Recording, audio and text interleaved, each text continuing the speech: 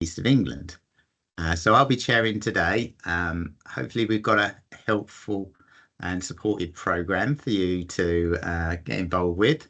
All I'd say is I think we've got at least 1,000 people in finance across the East of England.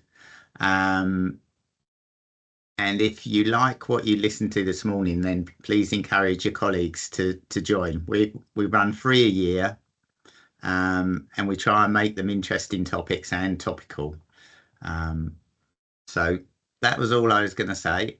And I can see that Sarah has got a camera on and she's down first to give us a regional update. So hi to Sarah Griffiths from the NHS England. Thanks, Daryl. Morning, everyone. Hope everyone's doing well. Good to see you all. So for those that don't know me, I'm Sarah Griffiths. I'm the Deputy Regional Director of Finance for NHS England in the East of England. So hopefully I know that I recognise quite a few faces and names, but there's a lot of people that I probably don't recognise or know very well. So nice to meet you all this morning. Daryl and Jane just asked me to pop along for a few minutes and give a little bit of a regional update around what's going on in the region. So I'll kind of position that in a minute, I guess, just to kind of reiterate a little bit about what sort of Daryl said as well. It's really great to see you all here. We're really committed to sort of bringing you things that you want to hear about. So please let us know your feedback. Please let us know what you want to hear from particularly NHS England in the East as well. And obviously we can make sure that we're supporting these sessions with the content that is of interest to you. But where I thought I would start this morning is just a little bit kind of recognising where we are at this point in the financial year, given we're all accountants. So I'm going to put on a couple of slides. Very happy to kind of talk through them, and then I think Jane's got them to share afterwards. And then we can pick up any questions on the slides or anything in general. So yes, where are we? Well, we're just about coming to the end, aren't we, of the first quarter of the financial year. And what does that mean? Well, it's kind of one of two things for most people, if not a bit of both for lots of us as well. So we're closing down the 23-24 financial year. We know that there's lots of work going on around finalising accounts and audits and everything. And I think, touch wood, we're just about there with agreeing our operational plans for this financial year for 24-25, which is always far too much of a long and drawn out process than it needs to be. But that's kind of where we are in the NHS finance world that we're all living and breathing and loving at the moment. Just to kind of say, really appreciate all of the work that everybody's doing in these spaces. It is, and it can feel really, really busy. And obviously everybody's contribution is massively valued. What I wanted to do in terms of this morning's update was just kind of focus a little bit more on the planning, so a little bit more on the forward-looking view around where we are with our plans for the year for the region, and also what kind of some of our high-level focus areas are for the year ahead as well. So a couple of sort of overview pieces first of all. So obviously we in the East of England, we comprise of 6 systems. We're not unique in our financial challenges. We've got 3 of our systems have a overall break-even financial plan. 3 of the systems have a deficit financial plan for a number of different reasons. Obviously, like I said, not unique in the challenges facing the NHS as a whole at the moment. When we look at this by organisation, we've got all 6 of our ICBs are in a balanced position or better. But when we look at the provider trust sector, we've got 9 out of 22 have a deficit position, with the remaining 13 in financial balance or better. And I think when we look at that across kind of the sectors, It's predominantly, although not exclusively, in the acute sector that we see most of the financial challenges, although there are, significant challenges across kind of mental health and community as well, for slightly different reasons. So again, and that picture is not unique to the East. There are challenges across the board. So very aware of that, really aware of how tough it is at the moment, really aware of kind of where our funding settlements are that are, let's be honest, sort of not really sufficient at the moment, but makes a really challenging financial environment in which we're operating in. So that's all like a little bit of context for where we are for our plans for 24-25. Obviously, an awful lot of work going on to support and mitigate those costs as much as possible, which kind of brings me to my 3 sort of focus areas for the year, if you like, when it comes to managing the financial position. So the first one probably isn't a surprise, given how much of the cost is driven by people, is the workforce numbers. So this is really Julian Kelly, our national CFO. If anybody ever hears him speak, he will always talk about pay and workforce. This is one of the hottest topics across the NHS, and for a number of different reasons. So I've just tried to show, hopefully, a fairly straightforward visual. So a lot of people draw comparisons between where we are at the moment and the pre-pandemic period.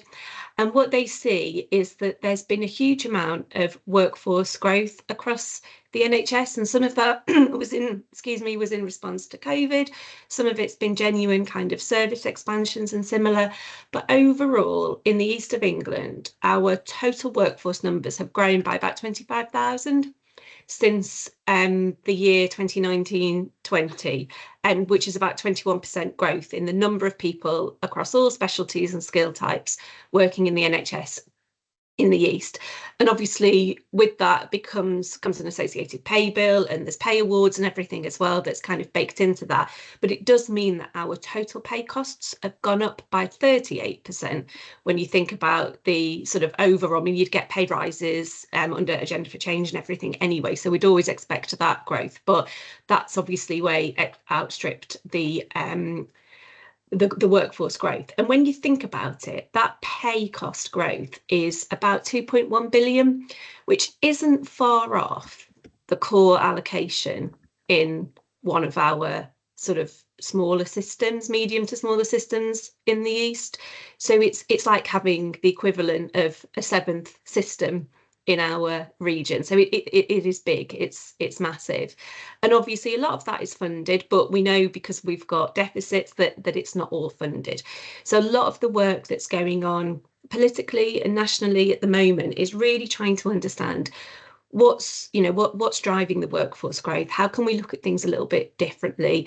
It links into the long-term workforce plan around how do we reform our workforce to react to where the supply of workforce is coming, but also how we can deliver our services using our workforce in the most efficient way. Sometimes that isn't always just pure like-for-like growth. It's doing things a little bit differently. So I'm sure that you'll be aware in your own organisations of where you are with kind of your own workforce trends, but just thought it would be helpful to show kind of the regional picture, which again isn't out of kilter with kind of where we are nationally and driving some of those kind of conversations. So that's kind of what focus area 1. The focus area 2 is efficiencies. So obviously we have seen this year a massive step up in the level of efficiency ambition. We used to sort of, think around 3% was a big number. Now it's sort of 5, 6, 7% efficiency ask really to get to plans. So we're aware that there's a huge ask here and an awful lot of work going on to make sure that those efficiency plans are worked up, developed and deliverable. So a couple of kind of things to call out here. We've got some charts here. So when we look at efficiencies, we look at the proportion that's recurrent versus the proportion that's non-recurrent. And on the left-hand side of this slide, the bar charts show that split. So the paler blue is the recurrent efficiencies by month, and the sort of reddy pink colour is the non-recurrent. And obviously, the higher the percentage of recurrent efficiencies, the better, because they'll deliver a financial benefit going forwards as well. So very keen to maximise those across the board, and obviously earlier in the year the better.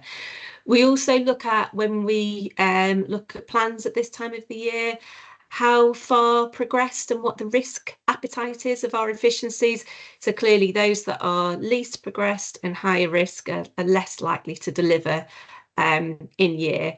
So obviously across the board, we've got some really good progress made in particularly in provider efficiency. So this sort of chart, I don't know if you can see my cursor here, but this chart at the bottom here is telling us that we've got quite a decent chunk of our efficiencies which are already fully developed, a bit more of a worked up opportunity or already in progress, with relatively small percentages, being the pink again, that's unidentified. So that's good news for this point in the year. We just need to kind of convert those into actual deliverable plans. The risk is slightly more of a concern for us, because obviously the level of risk in the efficiencies, the higher the risk, the less likely they are to be deliverable. So something that we always try and keep on top of and monitor as we go through the year, as that helps us with our obviously longer term financial sustainability. And then the final thing is risk overall, so financial risk. So within the plans, we've talked about break even, we've talked about some deficits, but aside from all of that, across our organisations, we know that organisations and ICBs are managing over £700 million worth of risk that is not in the bottom line position. And obviously that could be a huge swing factor for us. So, and the drivers for that are, you know, inflationary, the efficiencies that we've not delivered potentially, where there's contracting risk, we know where there's costs that we're exposed to outside of the NHS, such as prescribing and CHC. All of those things come together to make a really challenging financial environment for us at the moment, and obviously a lot goes on to manage and mitigate that risk across the financial year. So that's obviously another area of focus for us, to make sure that we keep in our minds and can try and mitigate as far as possible for the year. That was all I was really going to update on in terms of sort of an overall regional update, but I'm really happy to take any questions on that, the content, anything else linked to planning, operational, or anything else that you want to take the opportunity to ask while we're all together. Thank you. Thank you, Sarah. Nothing in the chat at the moment. I was just looking at the staff graph, and it did look like we had made some headway proportionally on reduced agency and bank usage, which I guess is one positive. But you talked about trying to do things differently. Have you come across any examples where we are starting to look at workforce in a different way to get some benefits?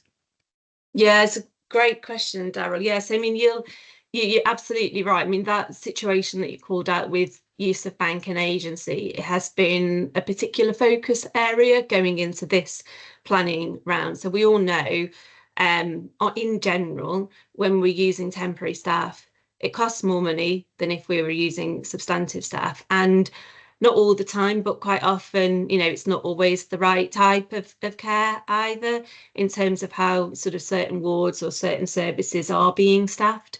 So that's been a particular area of focus for us. So there's absolutely opportunities and instances. So for instance, in ePut, Essex Partnership, as part of the MSE system, they've got a huge programme around their time to care initiative, around how they can look at their workforce in a different way, staff their services in a different way that both delivers better quality care and also financial savings as well, which is a win-win situation for a lot of people. And there's lots of pockets of that kind of thing going on as well. Thanks. Jane. Thanks ever so much, Sarah. That was really, really helpful. Are you able to tell us how East of England compares to the national position? Overall, or in terms of? I was thinking overall in terms of the sort of planning gap. Yeah, so well, we've still got a planning gap. We are sort of proportionate share of that, if you like. I'm not, to be honest, I don't think the final number has absolutely landed yet for the national position. So even if I did have it to hand, it may well change anyway. So, but what I would say is that the position that we see in the East is not out of kilter across the country. So we know that there's massive sort of financial challenges in some areas more than others, and obviously there's a huge effort going on to try and address that to get longer term financial sustainability. So there's pockets that are particularly challenged in our across all of England. So northwest, parts of the Midlands are as well. We know some of our systems are, so it is representative.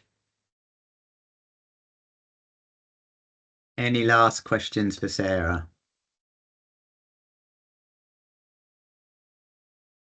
Excellent.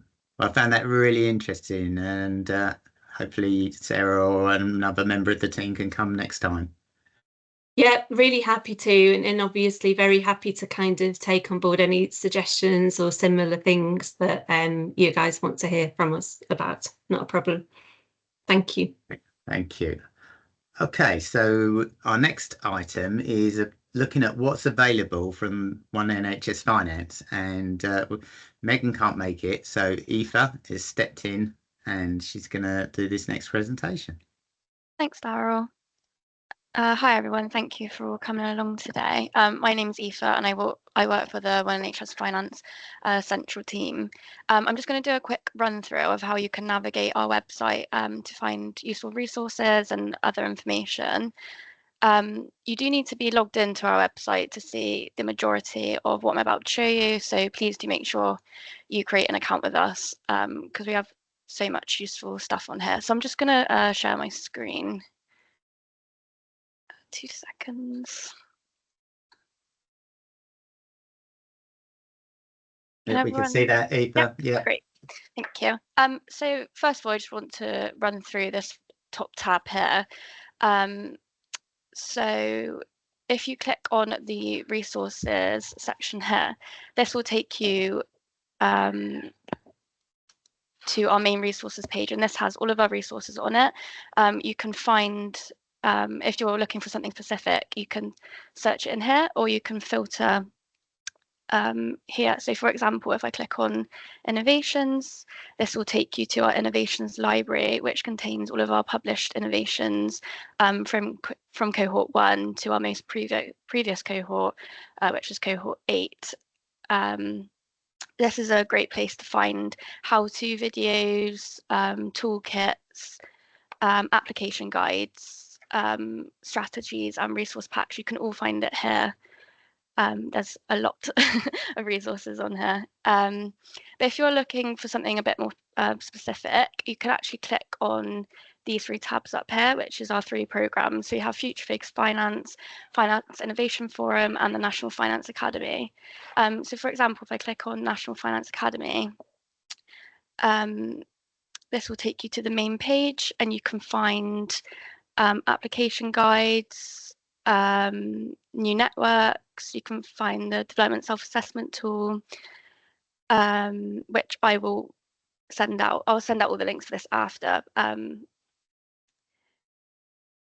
And you can also find all of our development programs, which I'll go back to a bit later.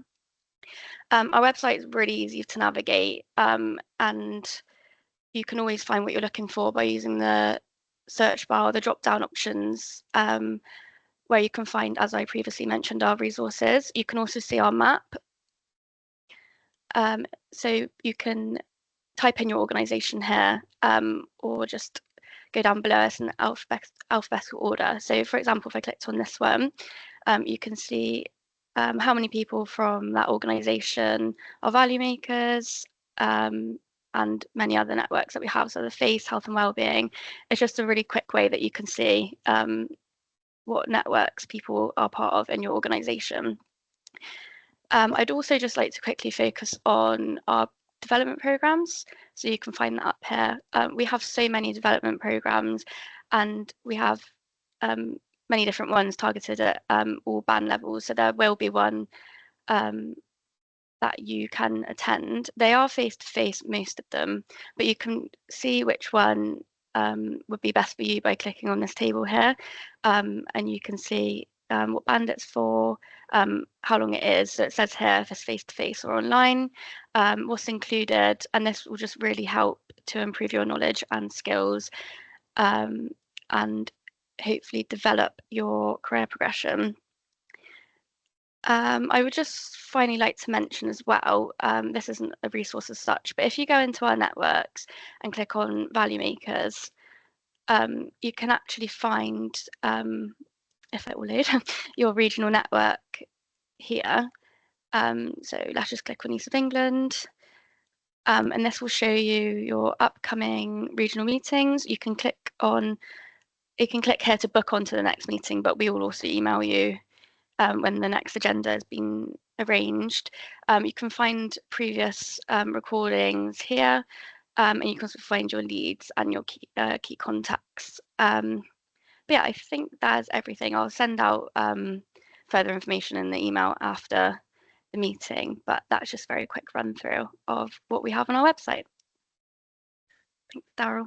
Great stuff, Aoife. Thanks for that. And that was just a real quick snapshot by Aoife. She could have spent the whole time trawling through the different things that are on there. So, you know, that's the value of being in our network, accessing all those resources, plenty of things to pinch with pride, and yeah, make yourselves or your team or your organisation even better place to work. Okay, I'll pause there. Any questions? Great to see that a few links have been posted to the chat from colleagues. Pausing.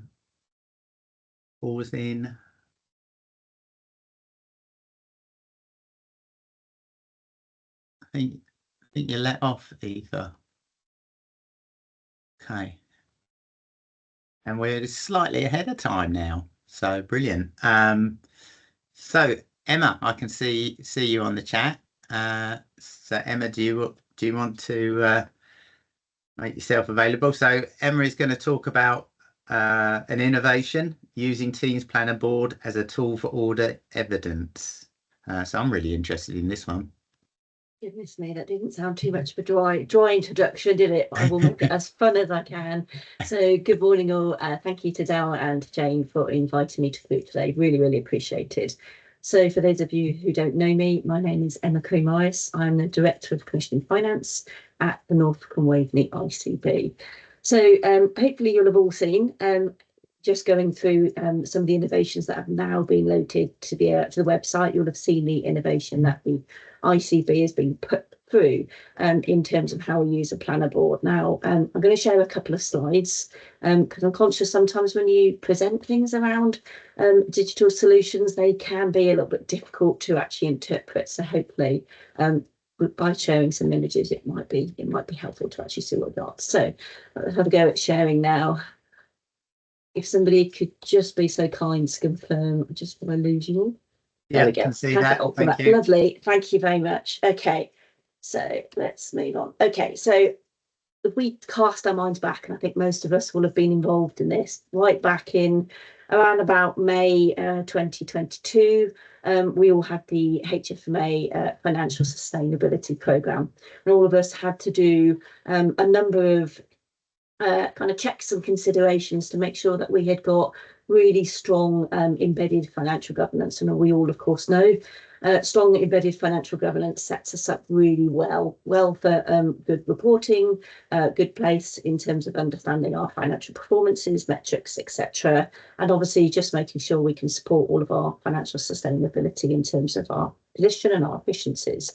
So the project we faced, obviously at that time, it feels a little while ago now, but at that time, of course, we'd been in lockdown for a period of time. We'd moved from an organisation that was wholly office-based to remote working. So we've got a very clear defined scope from the HFMA in terms of what the programme was. And the ICB certainly wanted to leverage that programme scope to actually go a little bit further. So we recognised huge amounts of stakeholders, as we all do in our various roles as business partners, for example, and we identified those stakeholders. And against that, we identified what we needed to do. So it's not just tasks, but actually we needed to be able to manage a project.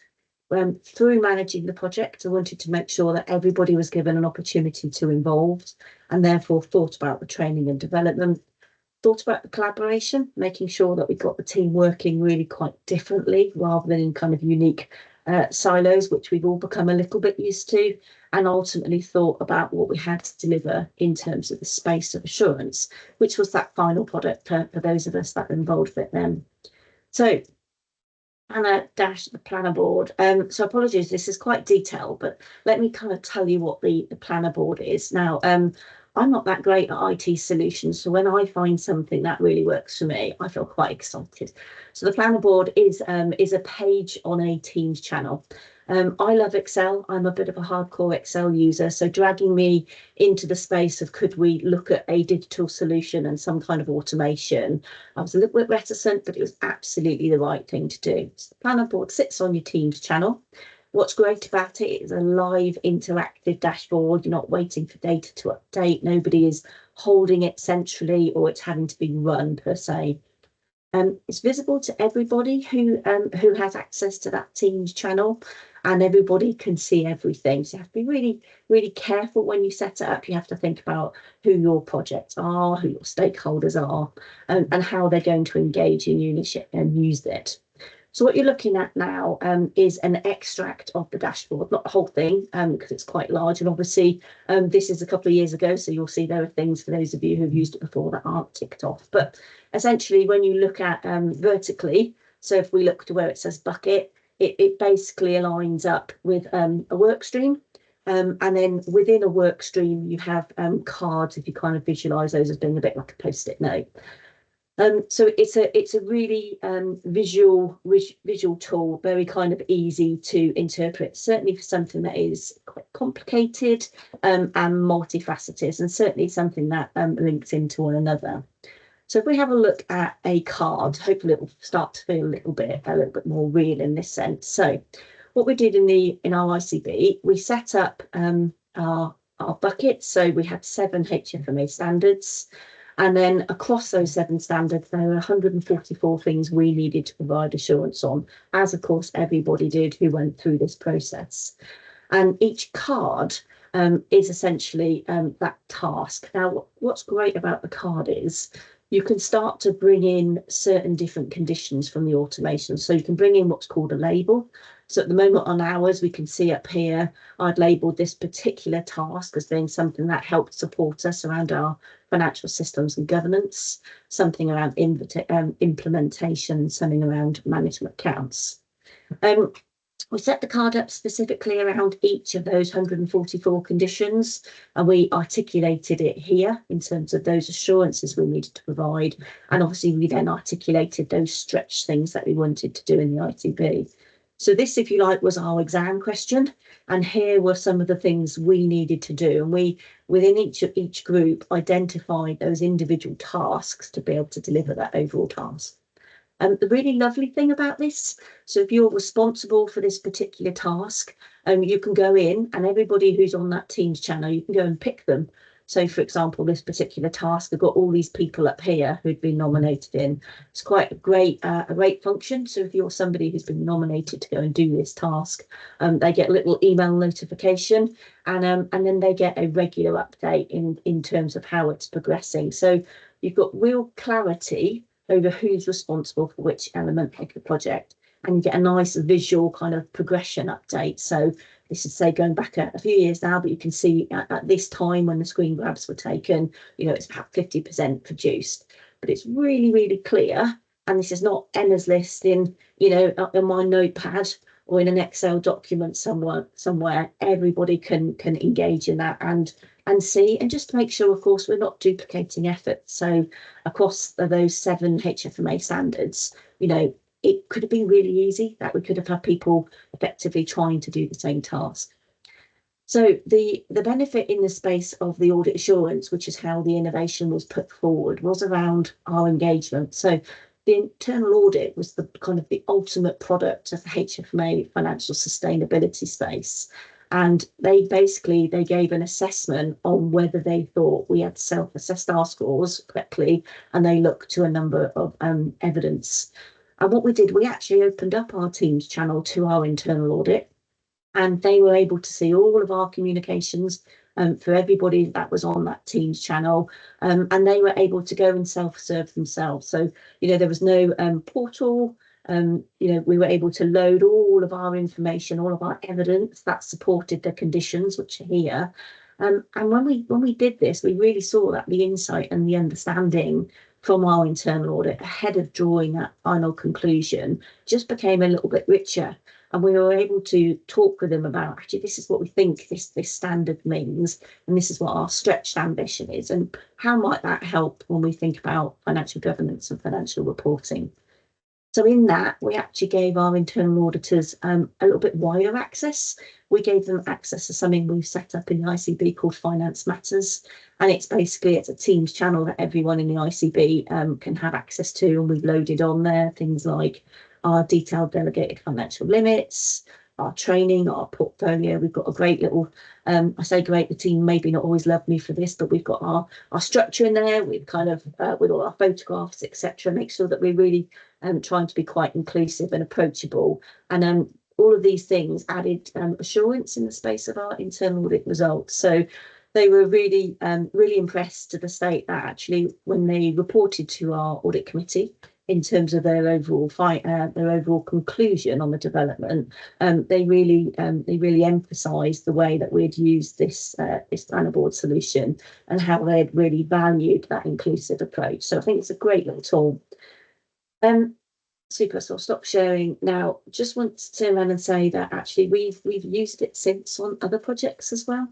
So we've used it and we've got it half cooked at the moment with ISFE2. For those of you who know, obviously we've got changes in ICB. So we've approached it in exactly the same way. We've thought about the scope of the project and the things we need to consider.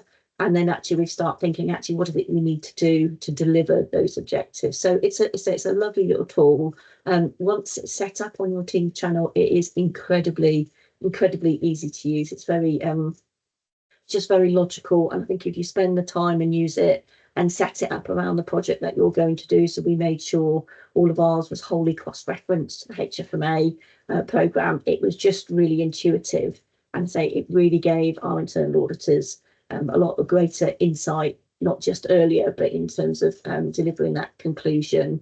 And they're also able to navigate it with a lot more clarity. So a lot less consequential requests, I guess, on the finance team. So yeah, a really neat little tool, and hopefully something that colleagues in the room here today might consider. And of course, we would obviously reach out and offer any help if you would like that. So hopefully that's sufficient for yourselves, Daryl and Jane, but more than happy to take any questions if helpful.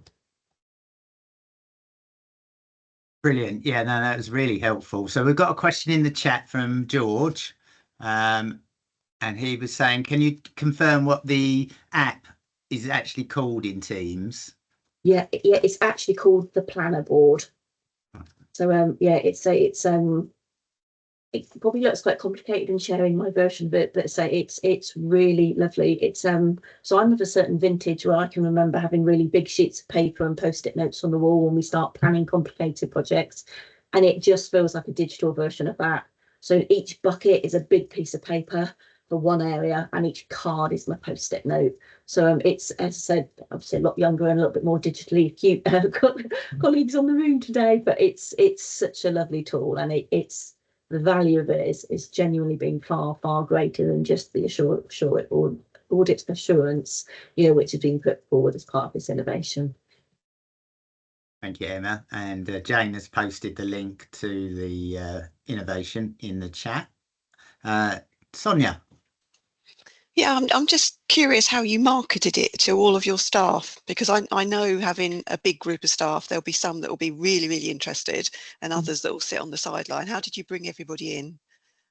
Really good question, Sonia. So actually, I think the innovation said we had around 30 staff. I think when I looked back, there was just shy of 50 that I brought onto this project. So I made a really conscious decision to make sure that everybody was involved. So when we started thinking about all of those work streams and then those cards, I got myself, I provided a whole list of the team, and I really wanted to get that collaboration. So first of all, I started to think about how I would bring people from different teams together. And then what we did, we launched a training session to start with. So we put in a couple of drop-in sessions for the entire finance team, and we just did a show and tell in the first instance about what Planner Board does and how you use it. And then we did a more detailed talk through about what the actual project ambition was and how we was going to use it. We structured the projects in terms of a hierarchy. So we had people that were responsible for buckets and then people that were responsible for cards within each bucket. And we made sure that we had operational meetings weekly, people that were responsible for the cards, and then a more kind of a sort of tactical meetings sort of monthly in terms of the progress, or bi-weekly if memory serves me right. But you're absolutely right. I think it's really easy for people that are that kind of visualize these things and projects to kind of to go off and leave people behind, but I really didn't want to do that. So by connecting people on those cards, by saying, actually, I can see this person that isn't assigned to a card at the moment, you know, they literally got brought in via their emails, and we made sure those subgroups met together. But one of the checks I did was literally, I went through every single person in the team and made sure that every single person was involved in the card.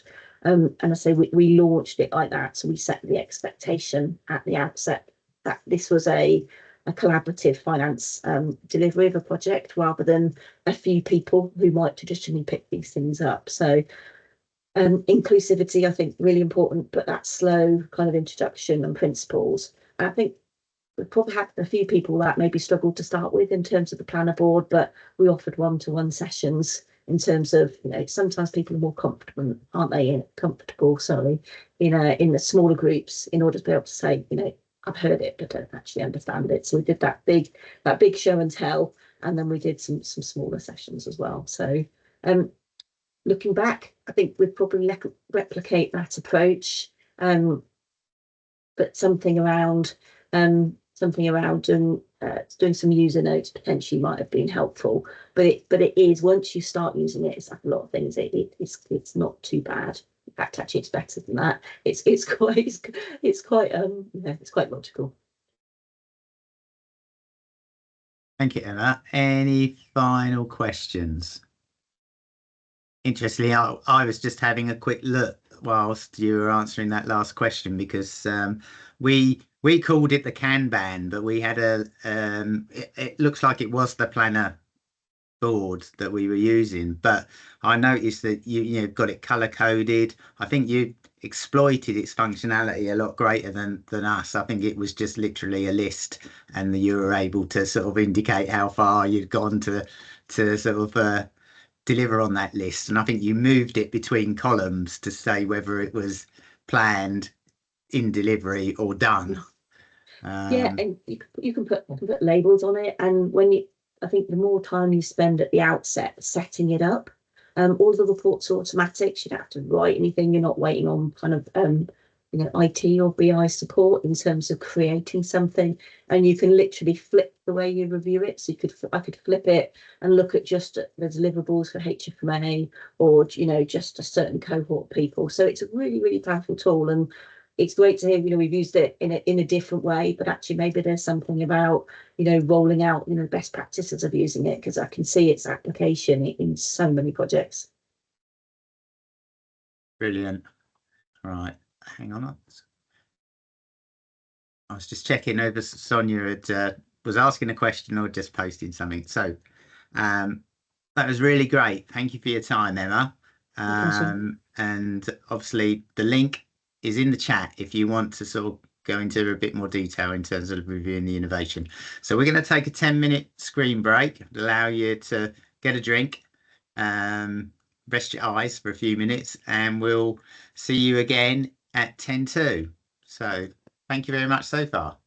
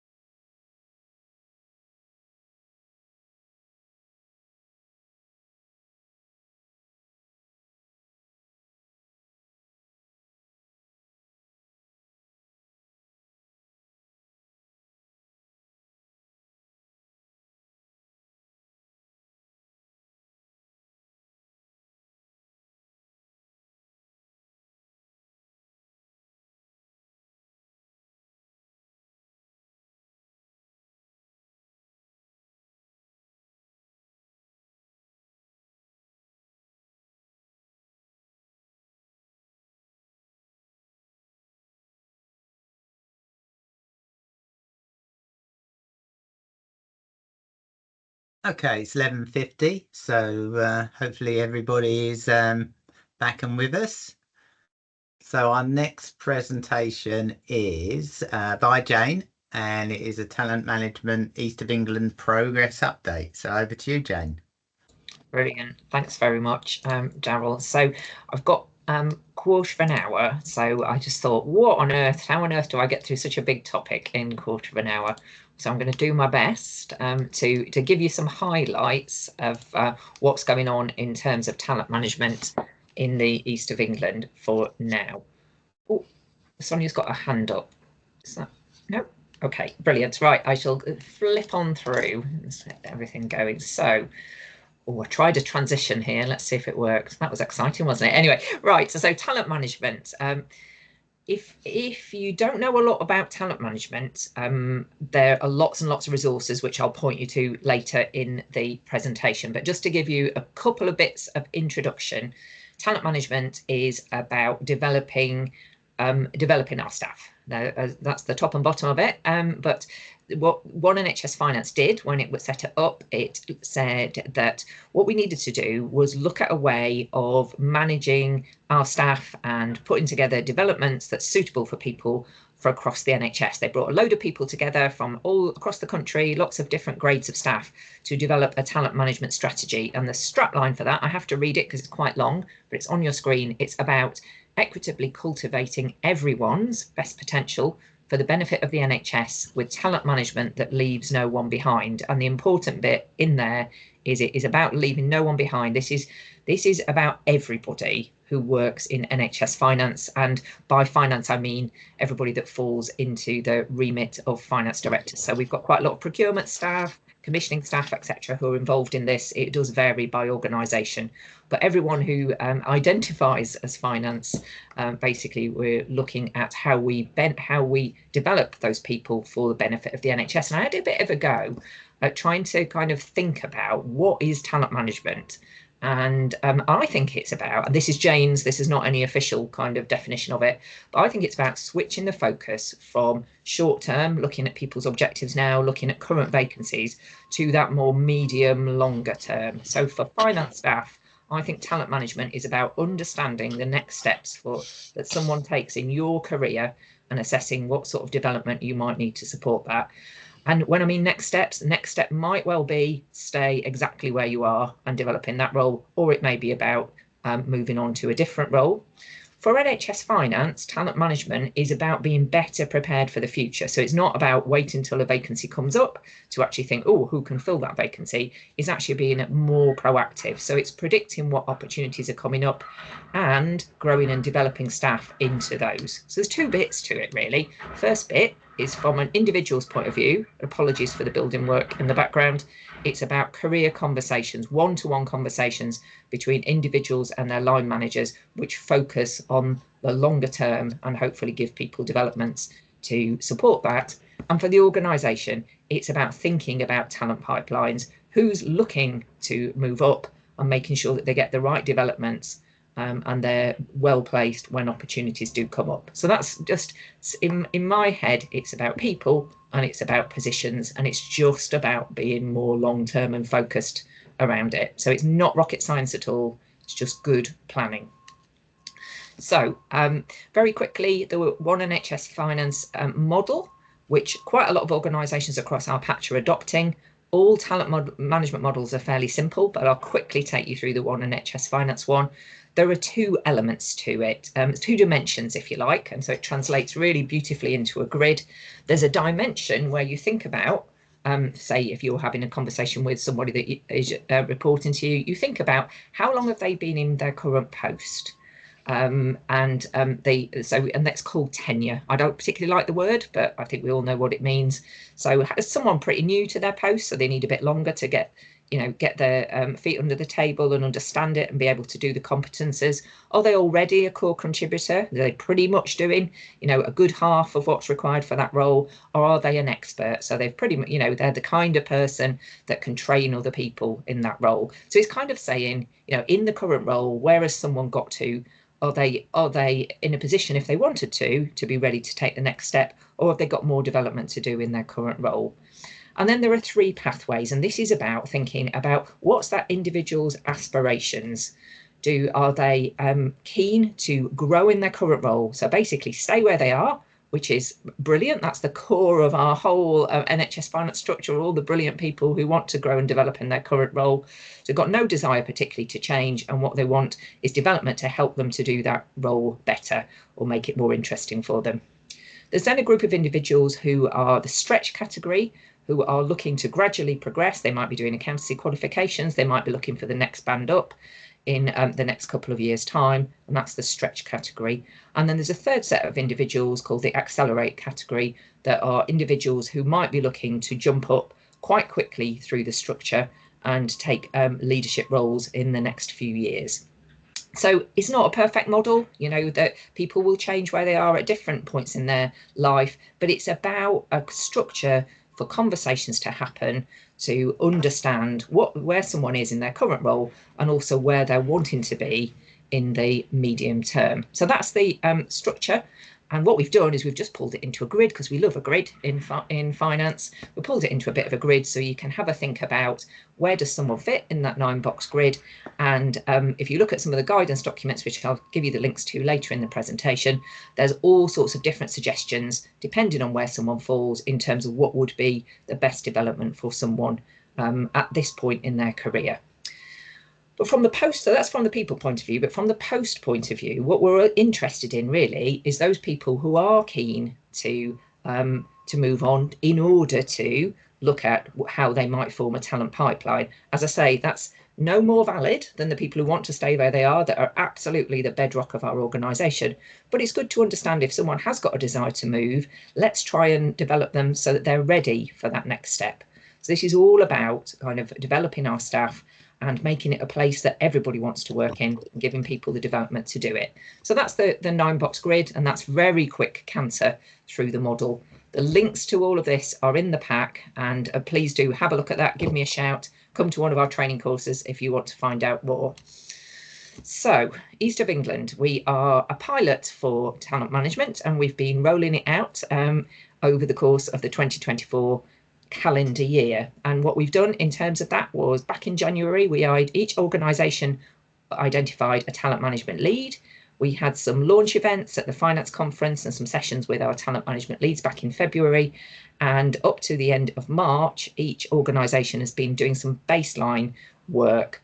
And that's around sharing information across systems, because what's really important here is that we're not just looking at organisations, we're trying to help people to work more closely across systems, sharing their structures and thinking about how we share information around talent pipelines. And the idea, so that's where we've got to in terms of the grey boxes. And we're now into the blue section, where we're expecting organisations to be working through career conversations over the rest of the year. We've got some reporting, we've got some work on talent pipelines going on, and hopefully we'll get to the end of 2024, have a bit of a look back and refresh that for next year.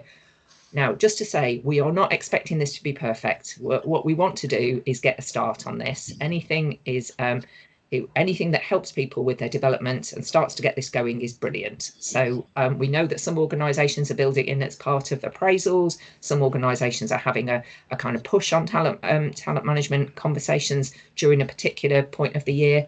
It's completely up to your organisation how to do this. All we want to make sure is that you're all getting the opportunity to have those good conversations and access the development that you need. So, as you can see on the grey thing, we had a baseline information that we were collecting at the end of last financial year. So I'm just going to show you a few bits of the results of that, because my lovely talent management leads did a survey, and we had a look at what was going on across our patch as an early implementer region. So we've got 29 organisations in the East of England. That includes our regional team at NHS England. And of our 29 organisations, they all finally filled the form in, yes, after much chasing, but it was brilliant. And we've got, I asked the organisations which model were they going to use. Were they going to use the One NHS Finance one, which I took you through?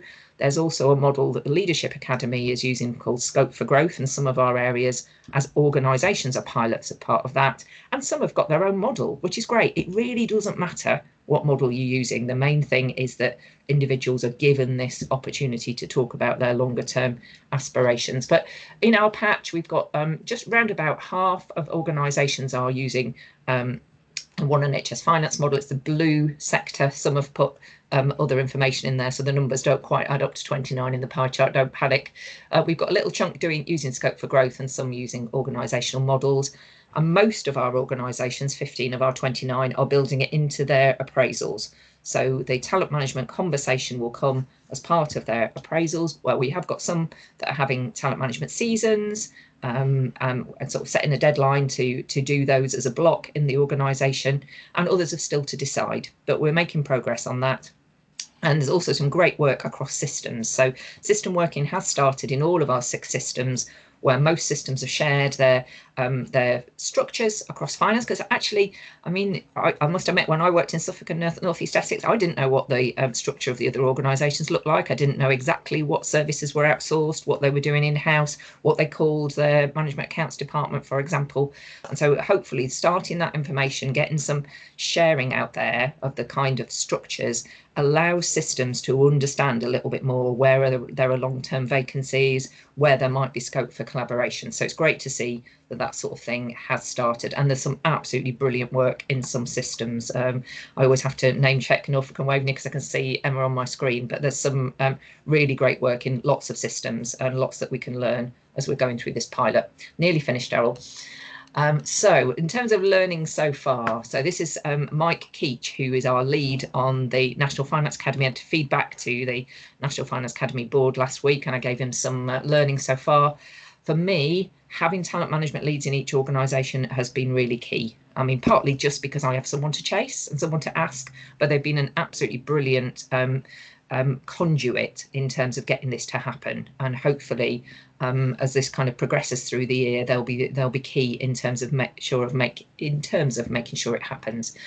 We've got lots of resource needs that have been identified through the talent management leads. We've put on some training courses through the Skills Development Network. We've done some intro sessions, and yesterday was the second of our Holding Positive Career Conversation sessions that we half-day sessions.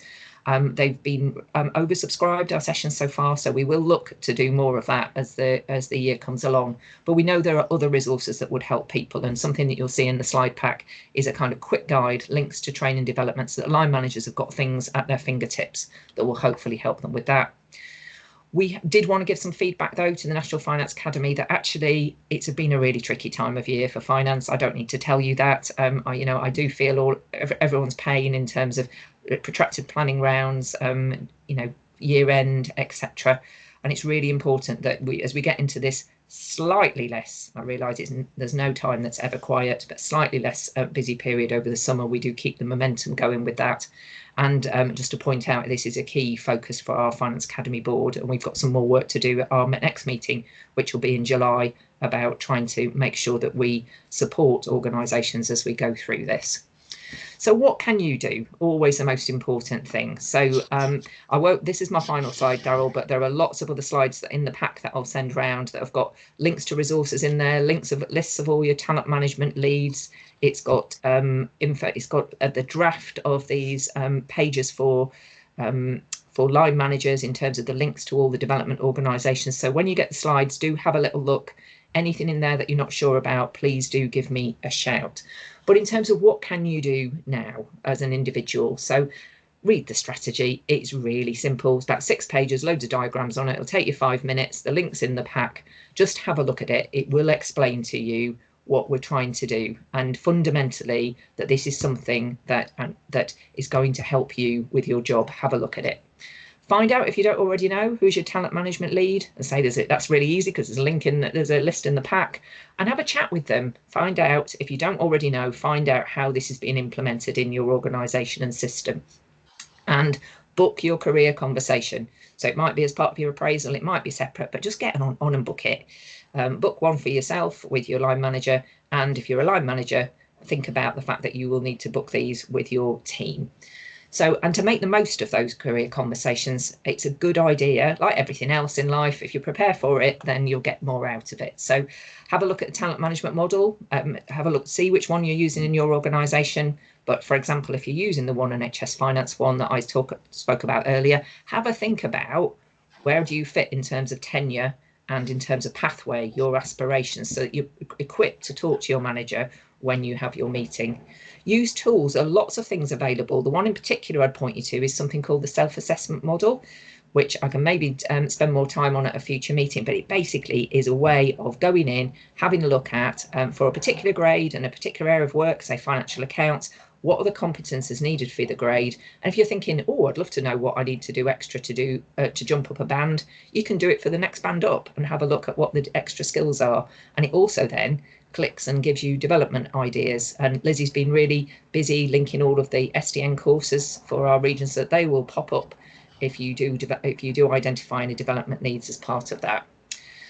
So prepare for it well, use that career conversation when you get to it to explore your options. And as the thing that I would always leave as the story I tell is, in the past, I was very good at going along to my meeting with my manager for my appraisal and agreeing all sorts of things that I was going to do. And then I was very bad at actually doing it during the year. So I'd kind of leave my development plan on the shelf and come back to look at it probably a couple of weeks beforehand and think, oh my goodness, did I do that?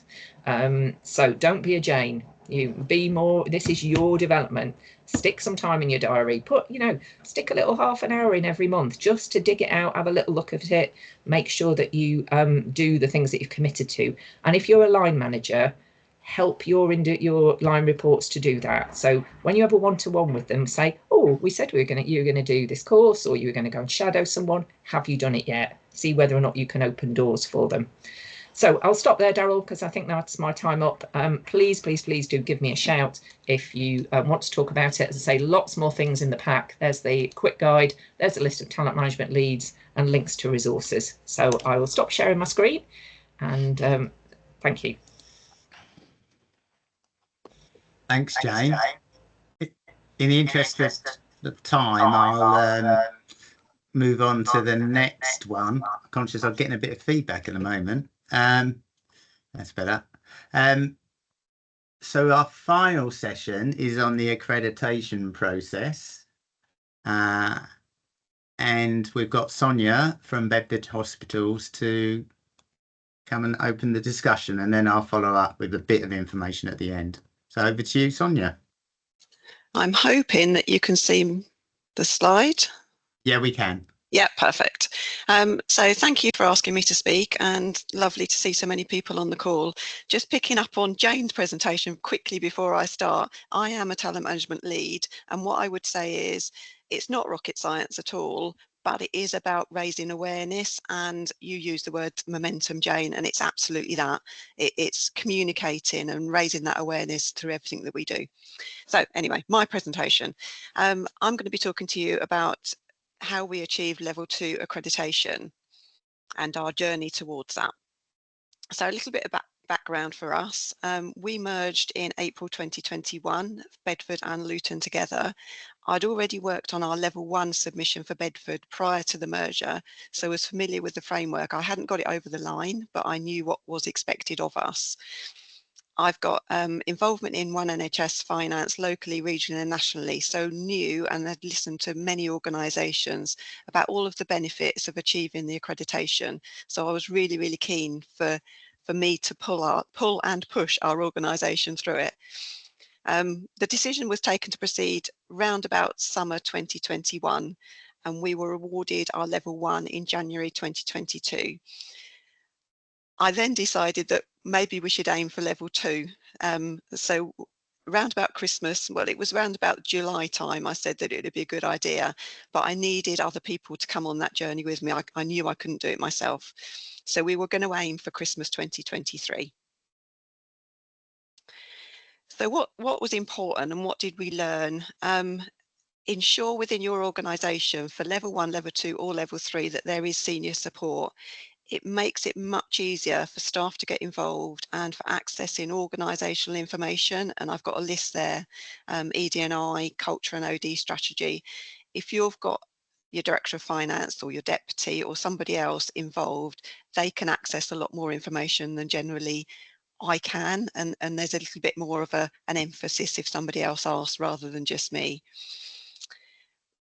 Have a view that you are not perfect. I knew that we were not a perfect organisation, but I did know that we'd got really good foundations. We'd got an excellent group of staff, we'd got lots of processes in place, and that's what we were building on. I did recognise that one person couldn't do it alone. So on the first slide, you'll see that there was 3 names on there, and they were like my go-to. There was a bigger group, but they were my go-to. Initially, I sent an all-staff email to see who would be interested in being involved. So it was mentioned at all of my meetings that I had. It was mentioned at the finance meetings, at Way Days and things.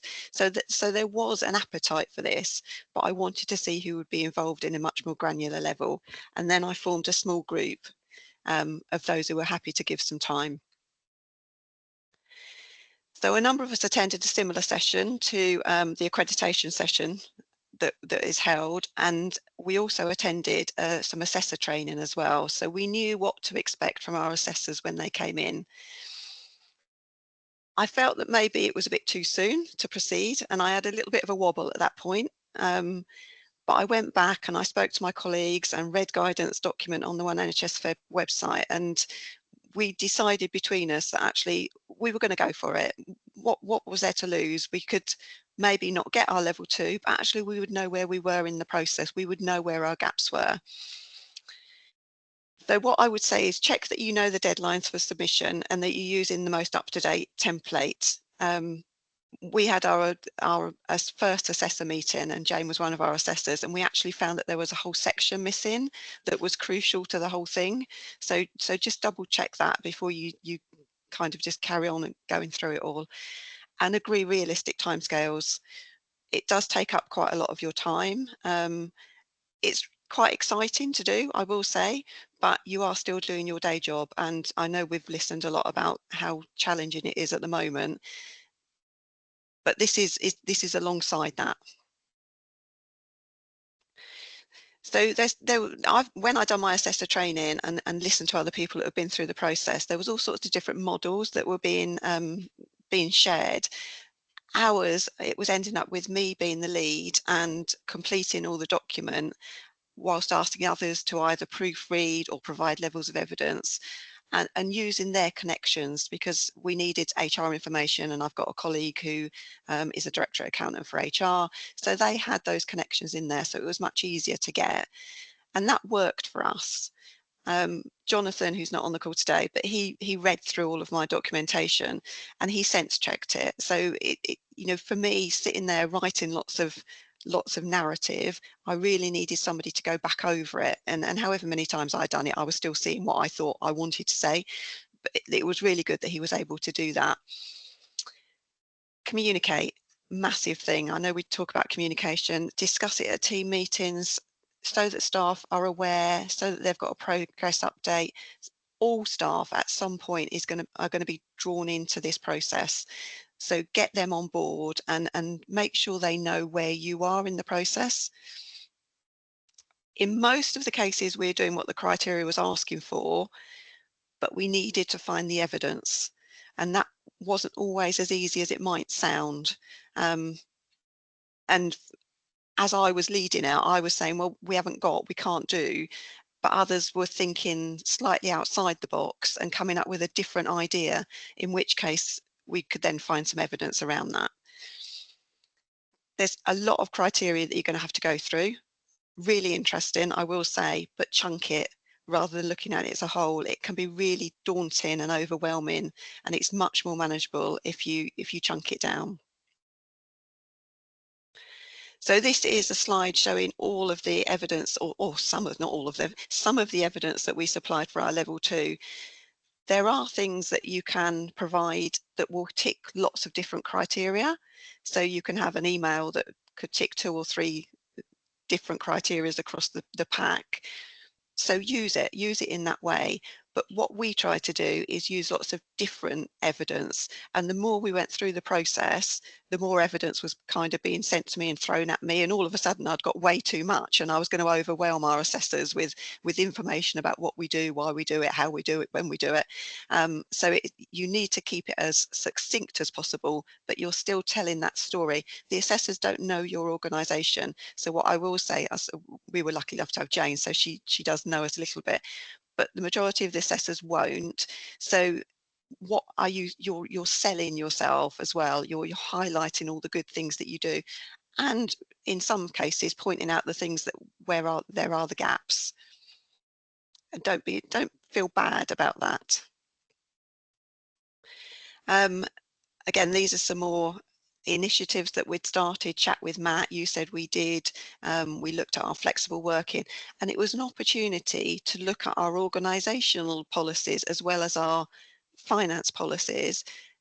Were they still in sync following the merger, and were they what the staff needed, or is it something that we should have been looking at to review and we hadn't done? So we used it for that as well. So more work kind of come out of this process, but it was good. It was good. So what did we learn? Similarly to Emma with her dashboard, we needed a champion. We needed somebody who was going to really drive this forward, and I say that was me. I've put in here, it's good to have a bit of competition within your system or your region. If there are others that are going through something, whether it be level 1, level 2, level 3, use that as a bit of competition. We're going to get there before them. We're going to submit before them. Have we captured everything? And that we found was a really good incentive to move us on. It's always good to have competition in the finance world, I think. We did use the Teams channel to share information, and that's where we uploaded our information for the assessors. I've touched upon that some areas weren't as easy, and one of our first meetings with the assessors, we were able to discuss that and say we can't really find anything for this, and they were suggesting other organisations have put forward X, Y and Z, so we could look at different angles. It's really important that all staff understand, because at some point 25% of your staff are going to be asked to meet with the assessors, and as much as we can choose who they are, I can't tell them what to say. Nobody can tell them what to say. It's their own personal opinion as to how they feel we are as a team, as an organisation, and what it means to be accredited. So there will be staff who don't generally speak up. There will be staff who don't generally engage or need additional encouragement, and it comes back to having the one-to-ones with them, and sitting with them and explaining the process. What is it going to mean to us? What benefits are there to the organisation, to the finance team, and to them as individuals? And that worked for us. It did highlight gaps. I've spoken about that. We did know that there were areas of risk, but again, your accreditation, your criteria is not going to be perfect in every area. So the fact that we've identified those risks, we now know what we need to be doing, and we have started to do since January. I still use stuff slightly terrifying, sorry Jane. That really was my perception. I really wanted to succeed as a team, as a department, as an organisation. But to put yourself out there with a whole list of criteria when you know that you haven't hit everything, it does expose you. And I did like, oh my gosh, okay, what are we going to do here? But actually it was fine. It was fine. We spoke and we talked around what we were doing. Some of your budget managers will be asked to attend the meetings, and your director of finance also, and they do need to be briefed. But the One NHS Finance document is brilliant to send out to them, and a quick Teams call or a quick conversation. I've put here, don't underestimate how invested you are in the process. I came out of when the staff were the 25% of the staff, and I just cried, because I desperately wanted this to work, and we had the loveliest comments from the groups, the staff members that were there, and it was just heartwarming to hear. And you don't hear it every day. People say thank you, but you don't hear those comments every day. And celebrate the successes, celebrate within your finance team and more widely, because it's a big thing to go through. And we achieved it, and we were awarded our certificate at the HFMA conference in February. I'm pleased to say. That's me done, Daryl, unless there's any questions. Can't see any questions in the chat at the moment. I guess the only thing that I'll reiterate while people are thinking, otherwise I'll just get on to my section, but it is a journey, and it's a journey all the way through, and the assessors are there to help you through that journey. So yeah, it might feel daunting, but the best way to address it is to go for it. Okay, got a couple of hands up. Katrina. Sorry, Daryl, I first. will say we had 3 assessors and they were amazing, and they did support us through the whole of the journey. Yeah. Thank you, Sonia. Katrina. Hi, not a question, more of a tip. Is we're currently going through our level 2 assessment as part of the August cohort. So our staff are meeting. I think Nabia put her hand up to say the same thing, possibly. So our team are meeting with the assessors in the next couple of weeks. But one of the tips I found really helpful was to volunteer to be a shadow assessor in advance of going through the level 2 process myself. But actually, I found tips about what to do and also what not to do on there. So if anyone's thinking about going for the level 2, I'd encourage them to sign up to be an assessor in advance of being level 2 yourself, because you learn a lot. And I feel I'm much better prepared for the meetings. I'm not going into, maybe I should be, but I'm not going into the meetings feeling terrified. And I think I had a really clear idea. So just another tip that I found useful. Yeah, I'm going to have to change that word terrifying. It wasn't terrifying. It was just you've got that passion for it to succeed, and that was it. I guess just building on that, Katrina, you do have to have a trained assessor at level 2. You don't necessarily have had to done one by that point, but you will have had to done one by level 3. So not only is Katrina's point really valid, but you also need to do it to get the tick in the box as well. We did have somebody else had their well, I'll go with you, Jodie. I thought somebody else had their hand up earlier. They did. I don't know if it was Nabiha, is that right? Yeah, it was mine, but I had the same question like that Katrina mentioned about, so. Okay, thank you, Nabiha. Hi everyone, I'm Jodie Martin. Our organisation has been through level 2 accreditation as well, and I'm also an assessor. So if anybody's struggling thinking what can we use for evidence for this criteria, please do feel free to get in touch. I could pop my email address in the chat, and I can share lots of different ideas with you and help in any way if you've got any questions as well. So feel free to get in touch. Thank you. Thanks, Jodie. And I think the other thing to say is we do have a dedicated Teams channel, which has an abundance of information there, examples of best practice around policies. So that there is, if you find yourself a gap, have a look and see what's there. I'm sure you'll find something that you can pinch and adapt for your own organisation. Okay, just conscious of time, I was just going to talk about the changes that have been put in place, because obviously not only is the assessment a journey, but the standards that reflect the assessment process do change from time to time. So there have been some changes recently, a couple of them like having an assessor, we've already touched on. A lot of the changes are at level 1, so that's about getting your basics in place. So what I would say, if you've already got level 1 but you're coming up to level 2, these are the things that you've just got to go back and double check. So for example, your skills development lead or your training lead, that can be a shared post with a different system if that's where you're going. So it doesn't have to be a person attached to your organisation, but clearly they obviously have to provide support to your organisation. So that's just mindful of that. And I think that that's just reflecting the fact that we do sometimes operate system-wide in terms of how we try to deliver things.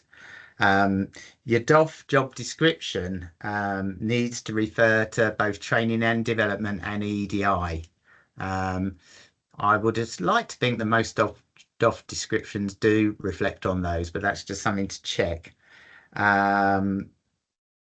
you've got to demonstrate that you've peer reviewed the innovations on the innovation website. That was something that Aoife showed us earlier on. And you do need to have a health and wellbeing champion. So I think it's just ticking all those boxes. How many people have you got on those networks? And you can use that map as a little guide to just check that one.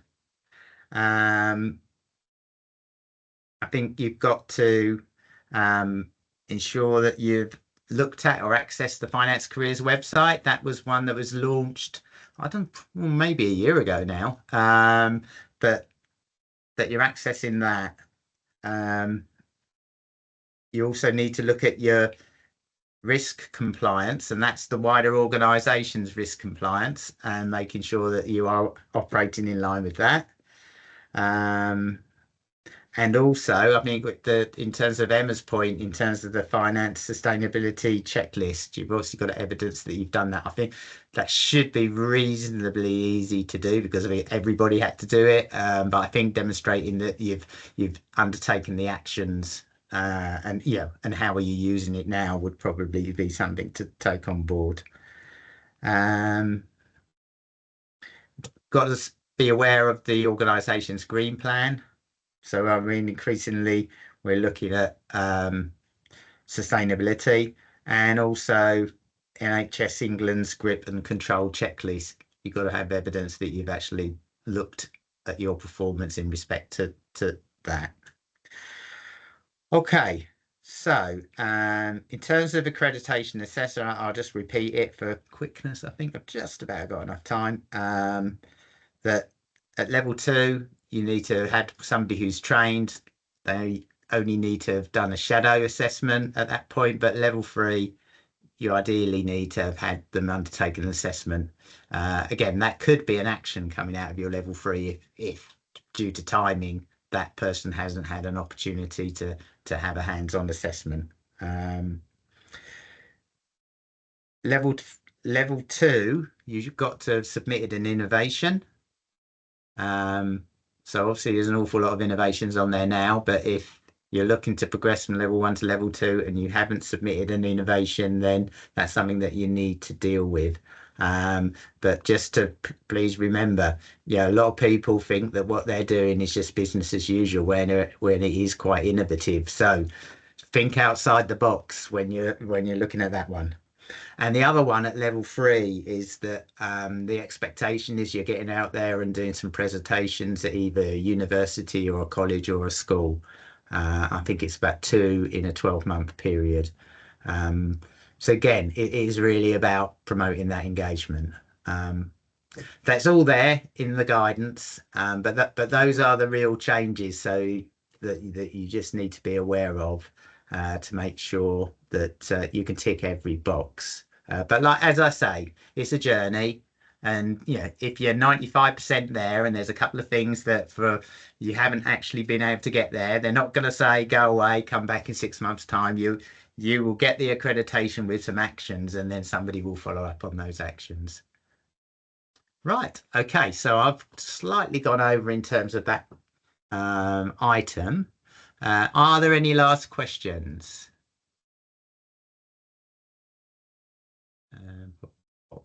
Just a nice little comment from Emma. Okay, so I don't want to take up anybody else's time. I'd just like to say thank you all for making the effort to come and join us. I hope that has been interesting and informative.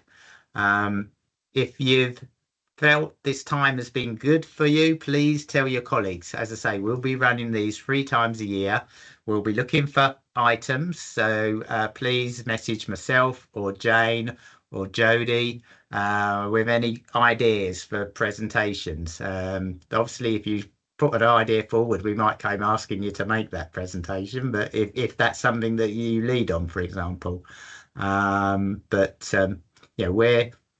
We want to make this helpful and rewarding for you guys, so please help us to do that by giving us some ideas.